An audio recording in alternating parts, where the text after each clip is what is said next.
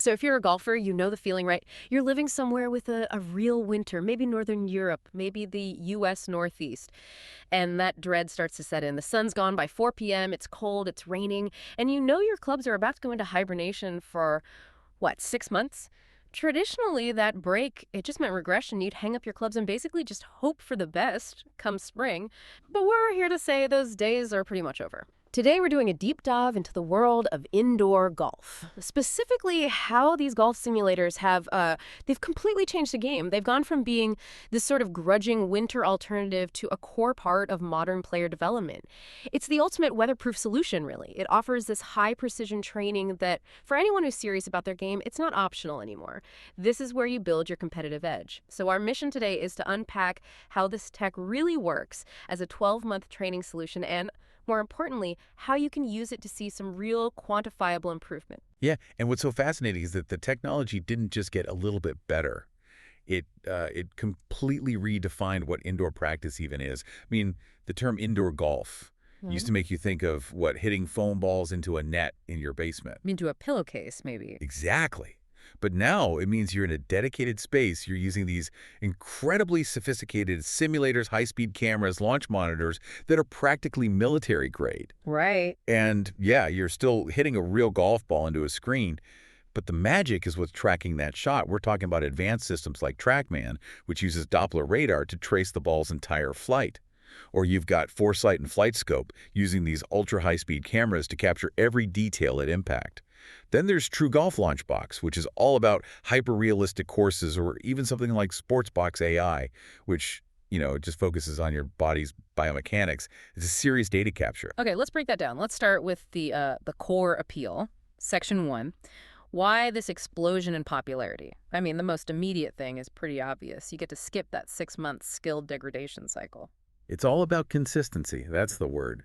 The year-round availability is just transformative. Yeah. Think about it. A scratch golfer takes 5 months off. They're going to spend the first 2 months of the new season just trying to get back to where they were last fall. Just shaking off the rust. Right. But the golfer who trains indoors, they stay in shape, they work on their swing mechanics, and, this is crucial, they maintain those neurological pathways for a consistent swing all year round.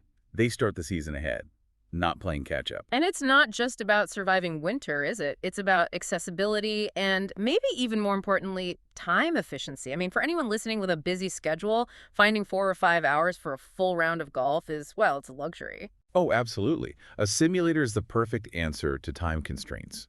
You can find a facility near your office, pop in for an hour, or if you're lucky enough to have one at home, you can have an incredibly productive, focused session done in, 30 to 60 minutes? And no waiting for the group ahead of you. None of that. Oh. No searching for your ball in the woods. It's just pure, concentrated, efficient practice. But it's more than just hitting balls into a net, even an efficient one. Yeah. You mentioned the realism. I hear people say how immersive these things have become. The realism is the hook. It's what keeps you engaged. Today's simulators aren't just calculating physics. They're delivering these photorealistic experiences. We're talking virtual Valderrama, Pebble Beach, St. Andrews, all meticulously mapped out with LiDAR technology. Wow. And it's the little details that sell it. The system doesn't just show you the elevation changes. The high-end ones will even factor in wind speed and direction. So you have to actually think about course management, just like you would outdoors. And that's the key, right? That's when it stops feeling like a chore, like monotonous training, and it starts feeling like you're actually playing. That has to be huge for motivation during a long winter. Absolutely. The sources we looked at all point to this. It's this blend of training and genuine entertainment that's driving adoption. It makes practice fun and productive. Okay, so we've got the why. It's accessible, it's immersive, it's efficient. But the real game changer here isn't just getting to swing a club, it's the feedback. Which brings us to Section 2, the precision advantage.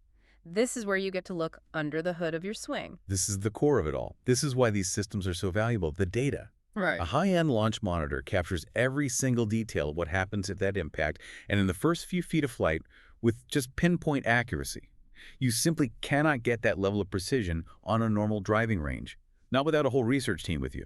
So what does that actually look like for the average golfer? We hear these terms thrown around, ball speed, launch angle. But what are the key metrics that you should be looking at to get those real aha moments? Okay, let's focus on a couple of critical relationships. Right. First, let's talk about efficiency. You need to know your club speed and your ball speed. Hmm. The ratio between those two, that gives you your smash factor. Smash factor. I've heard that one. It's basically golf physics in a single number. It tells you how cleanly you transferred energy from the club to the ball. For a driver, the ideal is about 1.5. So say your club speed is 100 miles an hour, but your ball speed is only 135. Your smash factor is 1.35. That's Yeah. not great. So you're leaking power somewhere. You're leaking a lot of power. Yeah. So if you train indoors and get that number up to, say, 1.45, suddenly your ball speed is 145 miles an hour. That little tweak in contact, which the data lets you see, that's an extra 10, maybe 15 yards on every drive, with no extra effort. That's incredible. That takes the vague feeling of I mishit that and turns it into a clear, precise target. Okay, what about direction? The slice, the hook. That's where it gets complicated. That's the other key relationship, club path and face angle. Together, those two numbers dictate where your ball starts and how much it curves. Yeah. So if you hit a big slice, the simulator gives you the data instantly. I might say your club path was 5 degrees out to in, but your face angle was 3 degrees open to that path. Ah, so the club face was open relative to the swing path. That's what creates all that side spin. And there's the diagnosis. No more guessing. Precisely. And that ties right into what we call the coaching optimized environment. Because the data is so repeatable, so controlled, a coach can design these laser-focused drills. There's no wind, no bad lie, just pure information about your swing. It's perfect for lessons. Which is a perfect transition into Section 3, strategies for maximum improvement. Because having the data is one thing, but just, standing there and hitting balls over and over, that's not going to make you better. There's a real warning here. Random hitting won't lead to real improvement. That is 100% true. All the sources emphasize this need to train with purpose. You have to move past just mindless repetition. You need structured plans, feedback loops, targeted drills. If you're serious about this, you should set micro goals for a session. Don't just try to hit it straight. Aim to get your club path to 0. Or improve your angle of attack by 2 degrees. Let's go a bit deeper on that, angle of attack. Why is that number so important, especially when you switch from an iron to a driver? Angle of attack is critical. It dictates your trajectory and how you make contact.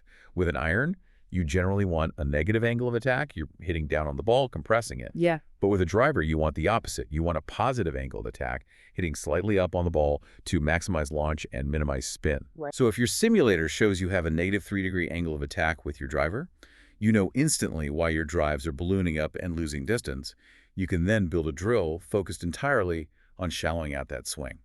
That's such an actionable takeaway. Okay, so now let's look at how the tech is going even further, beyond just ball flight.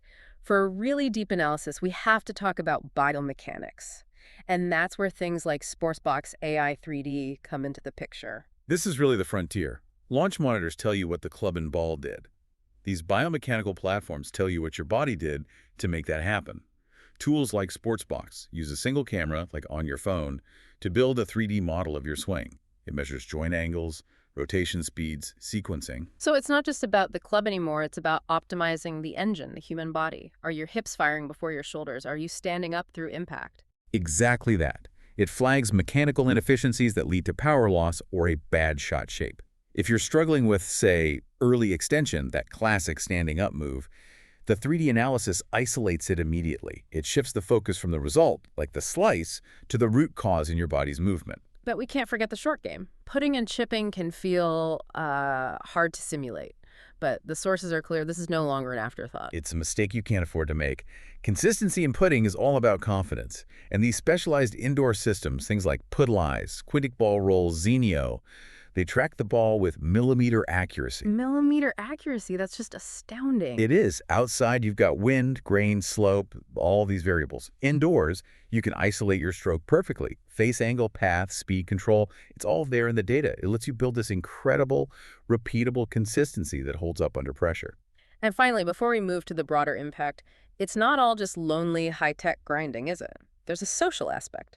Oh, a huge one. The fun factor is a massive driver. Simulators are brilliant for social competition. You can play in online tournaments, do closest to the pin challenges, or just play a scramble with your friends on a Friday night. It keeps motivation high, and it's a great option for corporate events or just casual get-togethers. Which brings us to our last section, Section 4, the broader impact. Who is really driving this huge investment in indoor tech? It seems like almost everyone in the golf world is benefiting in some way. The range of beneficiaries is incredibly diverse. You've got players, of course, from the dedicated amateur trying to stay sharp to tour pros who rely on this data to fine-tune their mechanics. And I think this is so important. You have beginners. They can learn in this calm, focused environment without the pressure of a crowded course. And for golf professionals, it's completely rewriting the business model, isn't it? Completely. Coaches are building these new tech-driven teaching models. They have stable revenue streams that aren't tied to the weather. They can charge a premium for data-driven lessons, and the clubs and facilities themselves. They're using simulators to generate crucial off-season income and, frankly, just stay relevant. It maximizes their real estate 365 days a year. So for the person listening who's really serious about their handicap, what's the bottom line? The sources seem to frame this not as a fun novelty, but as a smart investment. It's an investment in consistency, in repeatability, in versatility. It's cemented its place as a core tool for long-term player development. When you zoom out, indoor training supports everything from digital coaching to events to business models. But for the player, it delivers targeted correction of your weaknesses. The message is clear. Serious golfers don't take the winter off anymore. They use that time. And the payoff is real. The players who train with purpose during the off-season, they come back in the spring with better contact, with better technique. They have a tangible competitive edge over everyone who just put their clubs in the closet and hope for the best. Which leaves you, the listener, with a really interesting question to think about. If the most dedicated golfers are now using year-round precision training, if they're dialing in their putting to the millimeter and optimizing their biomechanics in 3D, if that is becoming the new standard for success, how long will it be before it's basically impossible to compete without it? Think about that gap. Think about what 500 focused, 30-minute, data-driven sessions over the next few months could do for your game.